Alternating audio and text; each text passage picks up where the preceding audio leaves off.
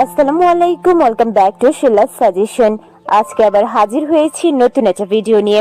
আজকের ভিডিও গর্ভবতীর ঈদ, কিভাবে কাটাবেন ঈদের দিন, কি খেলে গর্ভের বাচ্চা সুস্থ থাকবে, আর কোন খাবারগুলো একেবারে খাওয়া যাবে না। হাঁটি হাঁটি পাপা করে পুরো রমাদান মাসটি কেটে গেছে, আর চলে এসেছে খুশির ঈদ। সকলকে জানাচ্ছি ঈদ মোবারক। সবার পরিবার নিয়ে অনেক ভালো আছেন এবং ঈদের দিনটি অনেক ভালো করে কাটাবেন এই প্রত্যাশা রইল। ভিডিওটা শেষ পর্যন্ত দেখুন, আশা করছি অনেক গুরুত্বপূর্ণ তথ্য জানতে পারবেন। রমজান মাস মানে এই প্রচন্ড গরমে প্রায় 720 ঘন্টা অর্থাৎ 29 থেকে 30 দিন টানা রোজা রাখতে হয়। আমরা জানি অনেক গর্ভবতী আপুরাই এই দীর্ঘ সময় ধরে রোজা রেখেছেন, হয়তোবা কেউ কেউ রাখতে পারেননি। তারপরেও ঈদ তো সবার জন্য সমান খুশি বয়ে আনে। ঈদের দিনটি নিয়ে আমাদের অনেক ধরনের পরিকল্পনা থাকে। হয়তোবা গর্ভবতী হয়েছেন বলে অনেক ধরনের পরিকল্পনা এখন করতে পারছেন না। বাহিরে বেড়াতে যাওয়া, কেনাকাটা কিংবা অন্যান্য প্রোগ্রামগুলো বাদ দিলেও ঈদ হলো আনন্দের দিন, আর অন্যতম অনুষঙ্গ হলো খাবার।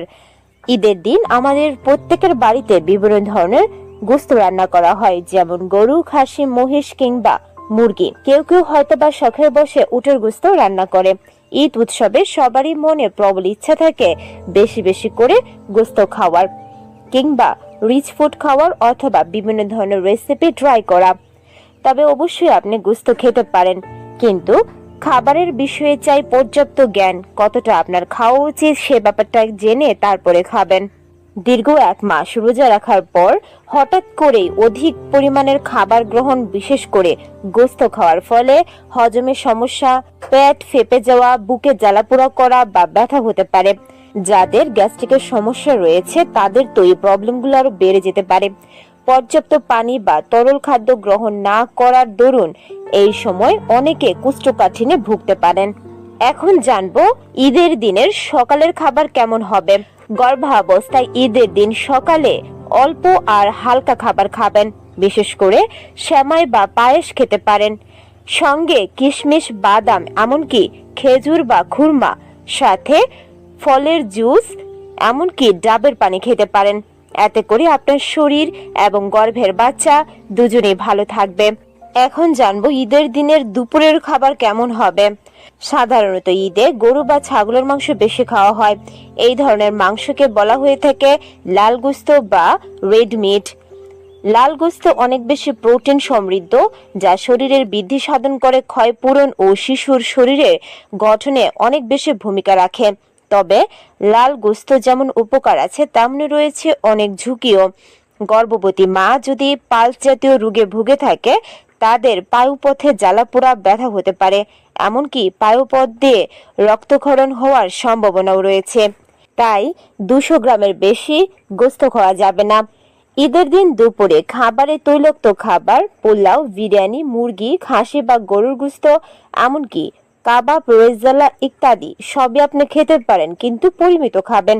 মানে অভিযোজন পরিহার করার চেষ্টা করুন। সাথে প্রচুর পরিমাণের পানি, শরবত, ফলের রস, এসবগুলোর ভুসি ও অন্যান্য তরল খাবার বেশি করে খাবেন, যেহেতু এবারের ঈদ অনেক বেশি গরমে হচ্ছে। তবে খাবারের ফাঁকে ফাঁকে পানি খেতে যাবেন না, এতে করে আপনার হজমে অনেক বেশি সমস্যা হবে, হিতে বিপরীত হবে। তাই খাবার খাওয়ার অন্তত 1 ঘন্টা পর পানি খাবেন। তবে খাবারের মাঝে আপনি চাইলে বুরহানি খেতে পারেন, যা সহজে আপনার খাবারকে হজম করবে। এমনকি হজমকে বৃদ্ধি করতে খাবার পরবর্তী সময় মিনিমাম 15 মিনিট হাঁটাহাঁটি করতে পারেন। এতে করে অতিরিক্ত খাবার গ্রহণ করলেও শরীর খুব সহজেই তা মানিয়ে নিতে পারবে, যা গর্ভের বাচ্চাকে সুস্থ রাখতে সহায়ক। এখন জানবো ঈদের দিনের রাতের খাবার কেমন হবে। ঈদের দিন অনেক বেশি চর্বি জাতীয় খাবার দাবার খাওয়া হয় সারাদিন ধরে, তাই রাতে অল্প আর হালকা খাবার খাবেন। বিশেষ করে সবজি দিয়ে 2টি রুটি খেতে পারেন, অথবা খুব হালকা চিকেন অথবা ভেজিটেবল স্যুপ খেতে পারেন।